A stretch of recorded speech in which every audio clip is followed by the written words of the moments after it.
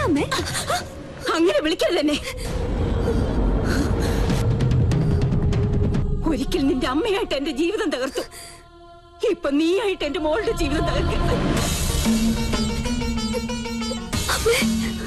യാചിക്കുകയാണ്. എന്റെ മോളുടെ ജീവിതം നീയായിട്ട് ഇല്ലാതാക്കരുത്. എന്റെ ഗതി എന്റെ മോൾക്ക് വരുത്തരുത്. എന്താ പറഞ്ഞേ? അപ്പൊ ഞാൻ ആരാ? എനിക്കറിയണം. ആരാ ഞാൻ? പറയാ. അമ്മയുടെ മോളല്ലെങ്കിൽ പിന്നെ ഞാൻ ആരാ? എനിക്ക് അറിയാൻ പറ്റുള്ളൂ.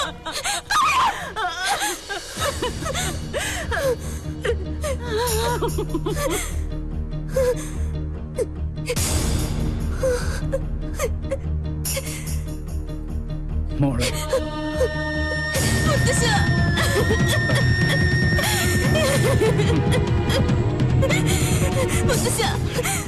ഈ കുടുംബത്തിൽ ഞാൻ ആരാ? അവള് പറഞ്ഞു സത്യ, നീ അവളുടെ മോളല്ല.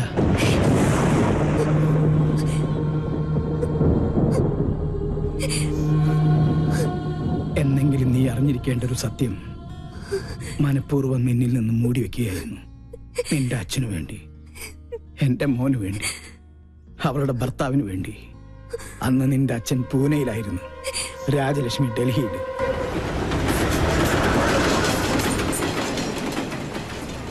പൂജ മോൾക്ക് 1 വയസ്സ് പ്രായം. മേജർ സാഹബ് ബാഹർ ഗയേ ഹൈ.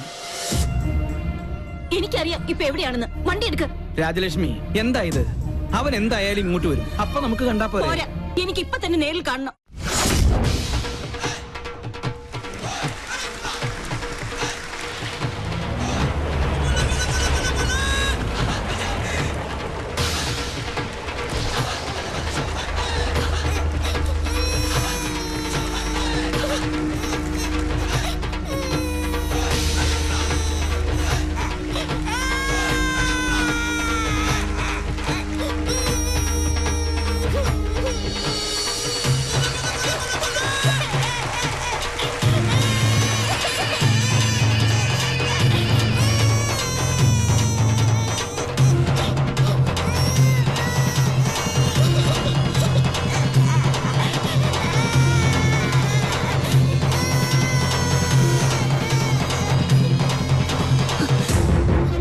അതുകൊണ്ട് പലതും കേട്ടു. സ്വന്തം ഭർത്താവിന്റെ രഹസ്യബന്ധം നേരിൽ കണ്ടു തന്നെ വിശ്വസിക്കണമെന്ന് തോന്നി. തൃപ്തിയായി. വേണ്ട, ഈ നിമിഷം മുതൽ നമ്മൾ തമ്മിലുള്ള എല്ലാ ബന്ധവും തീർന്നു. പക്ഷെ എന്നെയും എന്റെ മോളെയും വഞ്ചിച്ച് നിങ്ങളെ സുഖമായി ജീവിക്കാൻ ഞാൻ അനുവദിക്കില്ല. ഞങ്ങളുടെ ശവം കൂടി നിങ്ങൾ കാണേണ്ടി വരും. അതെ, ദൈവ സത്യമായിട്ട് ഞാൻ പറയാ, ആ കടുങ്കൈ ഞാൻ ചെയ്യും. എന്തിനാടാ ആ പാവത്തിനോട് ഈ ദ്രോഹം ചെയ്തത്? അച്ഛാ വേണ്ട, അവള് പറഞ്ഞതുപോലെ ഈ നിമിഷം മുതൽ എനിക്ക് ഇങ്ങനൊരു മകനില്ല. वो औरत तुम्हारी पत्नी है क्या? यूं तुम दोनों ने मिलकर उस बेचारी को धोखा दे दिया। क्या तुम पहले से ये बात जानती हो? बोलो, कहो। मैं जानती थी। उस औरत के आंसू एक बच्चे को भी श्रापित कर देगा। तुमने हमारे कुल का नाम मिट्टी में मिला दिया।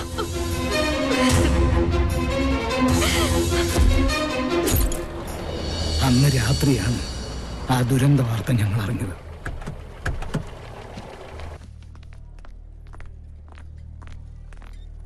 നിന്റെ അമ്മയുടെ ജഡമായിരുന്നു പിന്നീട് ഞങ്ങൾ കണ്ടത്.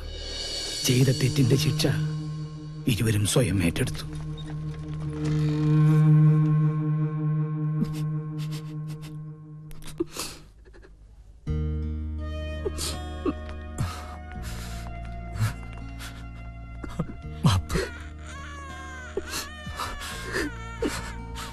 എന്റെ മോളെ വളർത്തും, ഒന്നും അവളെ അറിയിക്കരുത്.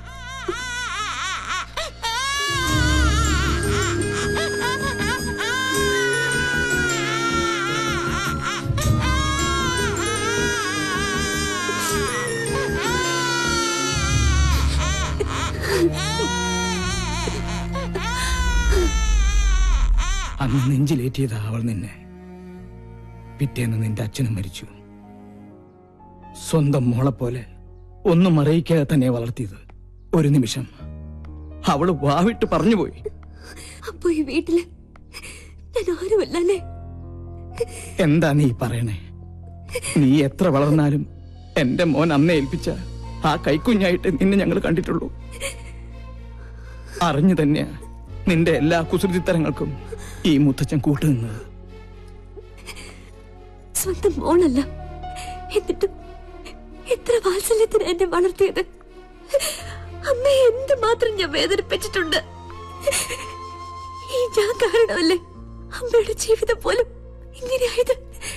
അല്ല, ഒരർത്ഥത്തിൽ പറഞ്ഞ രാജലക്ഷ്മിയുടെ ജീവിതം തകർത്തത് ഈ ഞാനാ. ആ രഹസ്യബന്ധത്തിൽ നിന്നും എന്റെ മോനകറ്റാൻ മനപ്പൊരുത്തം പോലും നോക്കാതെ മുറപ്പെണ്ണിനെ കൊണ്ട് ഞാൻ അവനെ കെട്ടിച്ചു. അവൾക്കൊന്നും അറിയില്ലായിരുന്നു. എന്റെ സ്വാർത്ഥതയ്ക്ക് വേണ്ടി ഞാൻ അവളെ ബലിയാടാക്കിയത്. ഈ മുത്തച്ഛന് ഒരു പ്രായശ്ചിത്തം ചെയ്യണം നിന്നിലൂടെ. അവൾ പൂജമോൾക്ക് വേണ്ടി ഒരുപാട് ആശിച്ചുപോയി. നാട്ടിൽ ചെന്ന് ഞാനും വാക്കു കൊടുത്തു, ഈ കല്യാണം തന്നെ നടക്കട്ടെ. സഞ്ജയനോട് വല്ല മോഹവും മനസ്സിൽ തോന്നിയിട്ടുണ്ടെങ്കിൽ എന്റെ മോൾ അത് മറക്കണം. ഈ മുത്തച്ഛന്റെ ഒരു അപേക്ഷയാണ്.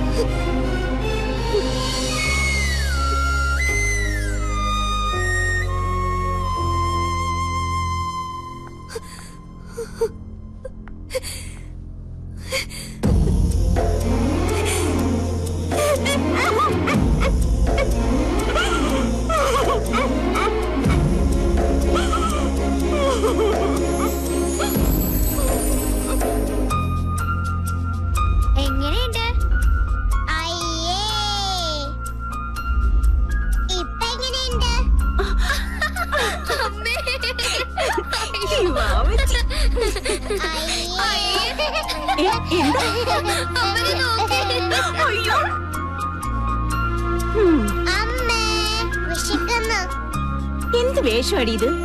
നിന്നോടാ ചോദിച്ചത്? അമ്മ ചുമ്മാ പറഞ്ഞതല്ലേ. പേടിച്ചു.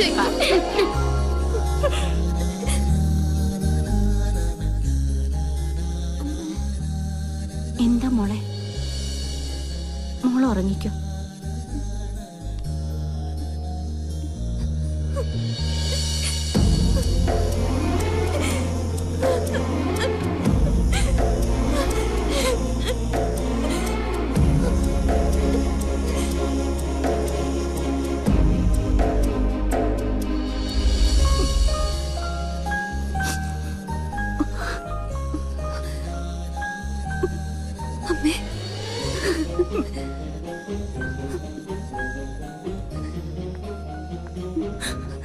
മോളെ, ഞാൻ എല്ലാം മുത്തശ്ശൻ പറഞ്ഞു. ഒരപേക്ഷയേ ഉള്ളൂ. ഞാൻ അമ്മയുടെ മോളല്ലെന്ന സത്യം പൂജ അറിയരുത്. മോളെ പറഞ്ഞാൽ ആ നിമിഷം മുതൽ ഞാൻ അവളുടെ വാവാച്ചി അല്ലാതായി പോവും. ഒരിക്കലും പറയരുതെന്ന് ആഗ്രഹിച്ചത് പറ്റിപ്പോയി ഈ അമ്മയ്ക്ക്. എന്നും എന്റെ രണ്ട് കണ്ണുകളായി ഞാൻ നിങ്ങളെ കണ്ടിട്ടുള്ളൂ.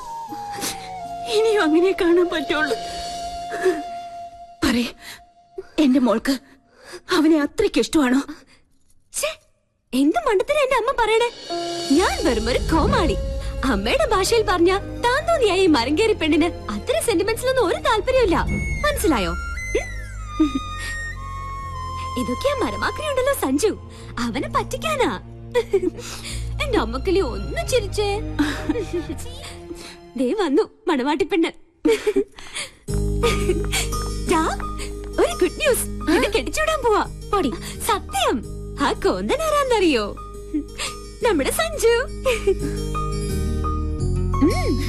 നീ ഭാഗ്യവതിയാ. എന്റെ ഈ പൂച്ചക്കുഞ്ഞിനെ ആ തെമ്മാടി പൊന്നു പോലെ നോക്കും.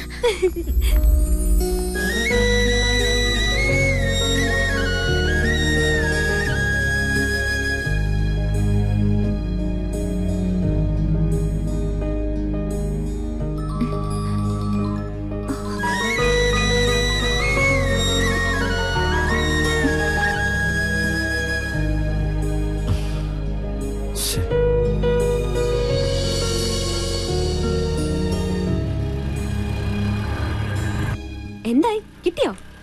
പങ്ക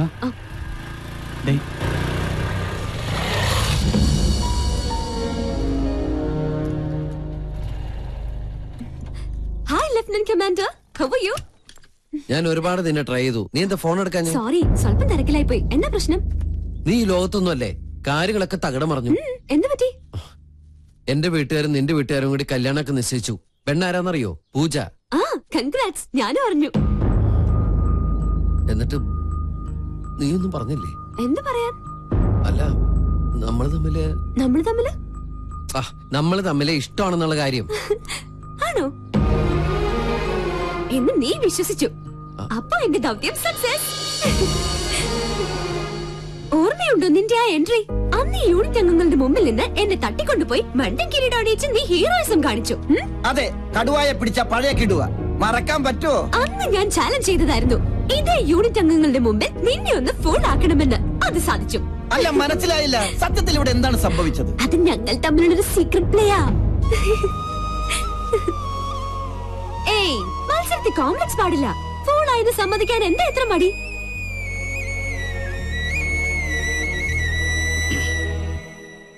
തന്റെ ഉദ്ദേശം അതായിരുന്നെങ്കിൽ നിഷേധിക്കുന്നില്ല. Okay, now I am a fool. തോൽവി ഞാൻ സമ്മതിച്ചിരിക്കുന്നു. തന്റെ പ്രോഗ്രാം നടക്കട്ടെ. അല്ല, എന്റെ തിരുമണ്ടനുള്ള സമ്മാനങ്ങൾ വേണ്ടേ?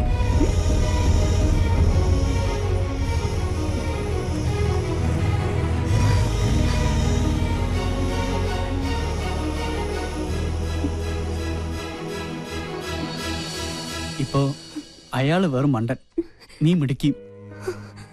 ഇതാണ് യഥാർത്ഥ പിങ്കീഷോ. നന്നായിട്ടുണ്ട്.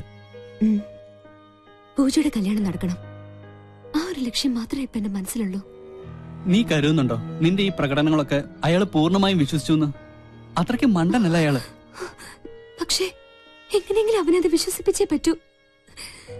ഇനി നിനക്ക് എന്നെ സഹായിക്കാൻ കഴിയുള്ളൂ. ഞാൻ നിന്റെ പെണ്ണാണെന്ന് നീ അവനോടൊരു കള്ളം പറയണം. അങ്ങനൊരു കള്ളം പറഞ്ഞ് ബലിപ്പിച്ചാലേ അവനത് വിശ്വസിക്കത്തുള്ളൂ. പ്ലീസ്, എനിക്ക് വേണ്ടി നീ അത് പറയണം. ശരിയാ, പഴമക്കാർ പറയുന്ന പോലെ 1000 കള്ളം പറഞ്ഞാലും ഒരു കല്യാണം നടക്കണമെന്നാ പറയാം. ആ, ലൊക്കേഷനിൽ വന്നപ്പോ സംസാരിക്കാൻ പറ്റിയില്ല. അവള് കാണിച്ച് പ്രേമവും നടവൊക്കെ ഞാൻ കൂടെ അറിഞ്ഞോണ്ടായിരുന്നു. പക്ഷെ സാറ് അത് തെറ്റിദ്ധരിച്ചു. ഒരു തെറ്റിദ്ധാരണ. Live it. ഞാൻ അപ്പോഴേ അത് മറന്നു. ഇരുമ്പ് വളയ്ക്കാൻ അത്രയ്ക്ക് പാടില്ല, പക്ഷെ ഒരു പെണ്ണിനെ വളച്ചെടുക്കാനാ, പ്രത്യേകിച്ച് എന്നെ പോലെ ഒരാൾക്ക്. അതെ, ഇപ്പൊ എന്റെ പെണ്ണാ അവള്. ഞങ്ങള് തമ്മില് അത്രയ്ക്ക് ഇഷ്ടത്തില്ല. സോറി, എനിക്കത് അറിയില്ലായിരുന്നു. Anyway, you are lucky. ഇത് മാത്രം പോരാ, പിന്നെ പൂജയുടെ കല്യാണം നടന്നാലേ ഞങ്ങളുടെ വിവാഹം നടക്കുള്ളൂ. എന്റെ മുമ്പിൽ അവള് വെച്ച ഒരേ ഒരു കണ്ടീഷൻ അത് മാത്രം. സാറ് ഞങ്ങളെ സഹായിച്ചേ പറ്റുള്ളൂ. Excuse me. ഹലോ. ആ, ഒരുവിധം ലീവ് ഒപ്പിച്ചെടുത്തു. ഇപ്പൊ തന്നെ പുറപ്പെടും. കണ്ടില്ലേ, കല്യാണത്തിന് എന്നെക്കാൾ തിടുക്കം എന്റെ വീട്ടുകാർക്ക്. പൂജയുമായുള്ള വിവാഹത്തിന് അവർ തീയതി വരെ ഉറപ്പിച്ചു കഴിഞ്ഞു. എന്ത് നമ്മൾ ആഗ്രഹിച്ചാലും ദൈവം നിശ്ചയിച്ച പോലെ നടക്കുള്ളൂ. അത് നല്ലതിനാവും. എന്തായാലും തന്നെ സമ്മതിച്ചിരിക്കുന്നു. ഒരു തുക്കട ക്യാമറയും തൂക്കി നല്ലൊരു പെൺകുട്ടി ഒപ്പിച്ചെടുത്തില്ലേ. Anyway, congrats. Happy journey. Thank you. ഒടുവിൽ അവരുടെ കോമഡി ഷോയിലെ അവസാന ഭാഗം പോലെ ആ മണ്ടൻ കിരീടം നീ സ്വയം അണിഞ്ഞു എനിക്ക് വേണ്ടി.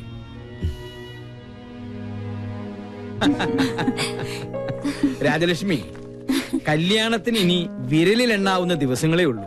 അമ്മയുടെ സ്ഥാനത്ത് അമ്മ തന്നെ വേണം, അറിയാലോ. നാളത്തെ കോർട്ട് മാർഷൽ കഴിഞ്ഞാലുടൻ ഞാൻ ഇവിടുന്ന് പുറപ്പെട്ടിരിക്കും.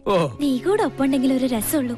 പ്ലീസ് ഡാ, 2 എപ്പിസോഡ് കൂടി എടുത്തിയാലുള്ളൂ. നാളെ ഞാനും അമ്മയും ഒരുമിച്ച് തറവാട്ടിൽ ലാൻഡ് ചെയ്തിരിക്കും. ഈ കുറിഞ്ഞി, മുത്തച്ഛൻ ഇവിടെ ഇല്ല. അടങ്ങി ഒതുങ്ങിയിരുന്നോളണം. കുറുമ്പൊന്നും കാണിക്കരുത് കേട്ടാ. അവിടെ ചെന്ന് കോട്ടയടിച്ച് ഓവറാക്കരുത്. അമ്പലത്തിലൊക്കെ ഞാൻ പൊക്കോളാം. എടാ കുട്ടിരാമ, വേഗം കേറ്. അവിടെ കാണാം. ബൈ.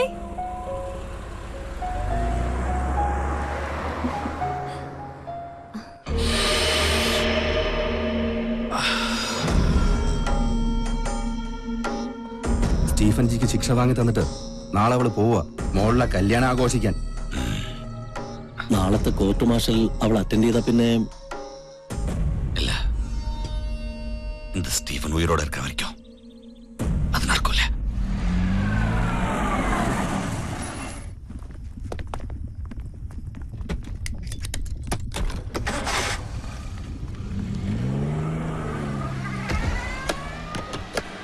മോളും ഡ്രസ്സൊക്കെ പാക്ക് ചെയ്ത് വെച്ചോ? അമ്മ നാളെ ഡ്യൂട്ടി കഴിഞ്ഞെത്തുമ്പോഴേക്കും ഞാൻ ready with luggage. Good night.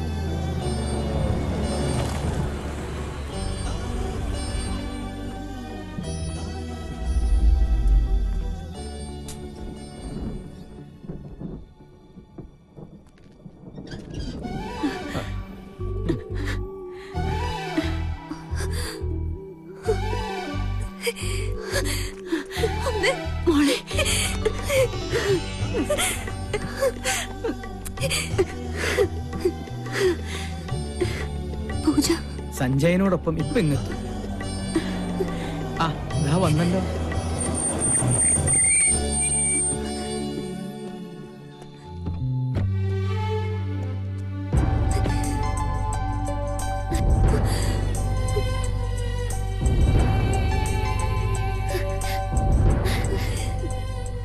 അവച്ചി പൂജ, അന്ന് നീ എന്നെ ഏൽപ്പിച്ച ഒരു സമ്മാനം ഉണ്ടല്ലോ, അത് ഞാൻ തിരിച്ചേൽപ്പിക്കാം. ഈ മരമാക്രിയ എല്ലാം എനിക്ക് തുറന്നു പറയേണ്ടി വന്നു. ശരിക്കും നിങ്ങളാ ഒരുമിക്കേണ്ടത്. പൂജമോളുടെ കാര്യം ഓർത്ത് വിഷമിക്കണ്ട. ഈശ്വരാനുഗ്രഹം കൊണ്ട് നല്ലൊരു ബന്ധം ഇവൾക്ക് ഒത്തു വന്നിട്ടുണ്ട്. ഹാപ്പി അല്ലടോ? പിന്നെ ഇനി ഒരു ആയുസ് മുഴുവൻ ഈ മരം കയറിയ ഞാൻ തന്നെ ചുമക്കണമല്ലോ എന്ന് ഓർക്കുമ്പോഴാ. Hello, hi everybody. അല്ല, ഇതെപ്പോ സംഭവിച്ചു? അമ്മായിയപ്പന്റെ വട്ടുമാറിട്ട് ഞങ്ങൾക്ക് ഒരുമിക്കാന്ന് വെച്ചാല് ഈ ജന്മം നടക്കില്ല. അതുകൊണ്ട് അമ്മായിയപ്പനെ മെന്റൽ ഹോസ്പിറ്റലിൽ അഡ്മിറ്റ് ചെയ്ത് ഷോക്കും കൊടുത്തു. അതോടെ എല്ലാ പ്രശ്നങ്ങളും കഴിഞ്ഞു. ഇനി ഞങ്ങൾ ഹണിമൂൺ ആഘോഷിക്കാൻ വേണ്ടി കൊടൈക്കനാലിൽ പറക്കാൻ പോവുക.